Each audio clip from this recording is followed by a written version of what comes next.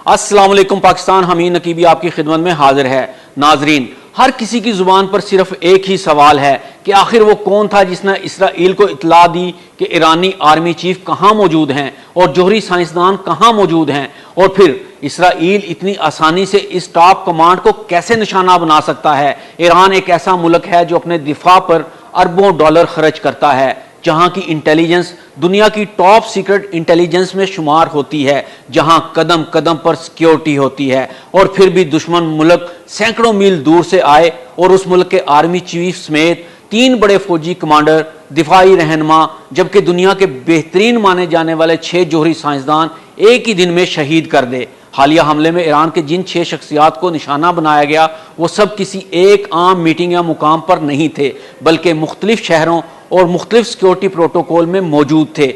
मगर इसराइल को कैसे पता चला कि आर्मी चीफ कहाँ हैं, रिसर्च एंड डेवलपमेंट के सरबराह किस बिल्डिंग में छुपे हैं, रेवोल्यूशनरी गार्ड के जनरल किस रूट पर सफर कर रहे हैं? ये सादा मालूमात नहीं हैं, ये अंदर की खबरें थी, ऐसी खबरें जो सिर्फ करीबी लोग ही जानते थे। तो आइए इन सवालों के जवाब तलाश करते हैं जो हर शहरी जानना चाहता है। इसराइली हमले में ईरान के 6 अहम शख्सियात शहीद हुई, जिनमें सिक्योरिटी और दिफाई इदारों से मुंसलिक आला अफसरान शामिल हैं। ये हमला न सिर्फ एक अस्करी कार्रवाई था बल्कि एक इंटेलिजेंस ऑपरेशन भी था जिसने दुनिया भर में सवालात उठा दिए। इसराइल की खुफिया एजेंसी मोसाद दुनिया की चंद सबसे खतरनाक इंटेलिजेंस एजेंसियों में शुमार की जाती है। मोसाद की खासियत यह है कि ये सिर्फ टेक्नोलॉजी पर नहीं बल्कि अंदरूनी इंसानी ज़राए ह्यूमन इंटेलिजेंस पर इंसार करती है। अब जिक्र करते हैं कि मोसाद की कुछ मारूफ कामयाबियां जो वो माजी में सिर्फ इंटेलिजेंस की बेस पर हासिल कर चुकी है। 2020 में ईरान के जोहरी साइंसदान मोहसन फखरीजादा को ईरान के अंदर निशाना बनाया गया। 2020 में कासम सुलेमानी की लोकेशन तक रसाई हासिल की और अमेरिका को इतला कर दी गई। 2018 में तेहरान में खुफिया हमले और फाइल चुराने की कार्रवाई भी इसराइल ने की। तो नाजरीन, यहां सवाल यह पैदा होता है कि क्या ईरान के अपने लोग ही गद्दारी में मुलव्वस तो नहीं हैं? यह पहलू सबसे ज्यादा हसास और खतरनाक है। अगर ईरान के अंदर आला सतह पर मुखबरी हो रही है तो यह जाहिर करता है कि मोसाद की सबसे बड़ी हिकमत अमली यही है कि वो माली तौर पर कमजोर अफराद को खरीदती है।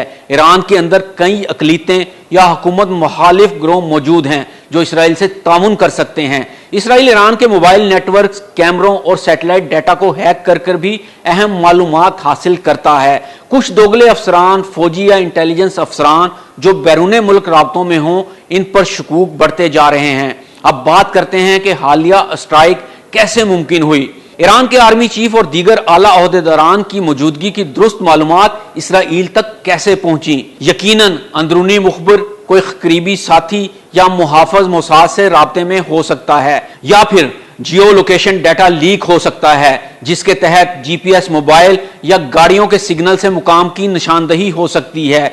ड्रोन या सैटेलाइट निगरानी भी हो सकती है। इसराइल की जासूसी सैटेलाइट और ड्रोन्स मुसलसल ईरान की हदूद की निगरानी करते हैं। इसके अलावा सिग्नल इंटेलिजेंस, रेडियो, वायरलेस और इंटरनेट कम्युनिकेशन की जासूसी भी हो रही होगी। अब यहां सवाल यह भी उठता है कि क्या ईरान का इंटेलिजेंस का निजाम कमजोर है? नहीं, बिल्कुल नहीं। ईरान का इंटेलिजेंस का निजाम खित्ते का एक ताकतवर इदारा समझा जाता है, लेकिन ऐसा लगता है कि मोसाद ने ईरान के अंदर इंसानी नेटवर्क, ह्यूमन एसेट्स फैलाने में कामयाबी हासिल कर ली है। और जबकि यह साबित हो चुका है कि ईरान के अंदर से भी मुखबरी मुमकिन है, तो फिर मुस्तकबिल में ईरान को क्या करना चाहिए होगा? ईरान के अंदर मजीद क्लेंजिंग ऑपरेशन हो सकते हैं जिनमें मुखबरों को बेनकाब किया जाएगा, सिक्योरिटी मजीद सख्त होगी और अंदरूनी छानबीन बढ़ेगी।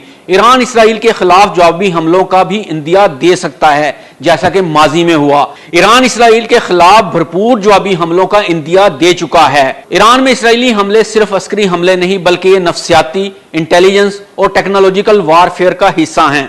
और इसका सबसे खतरनाक पहलू यह है कि ईरान के अंदर कोई ना कोई इसराइल को अंदर की खबरें दे रहा है।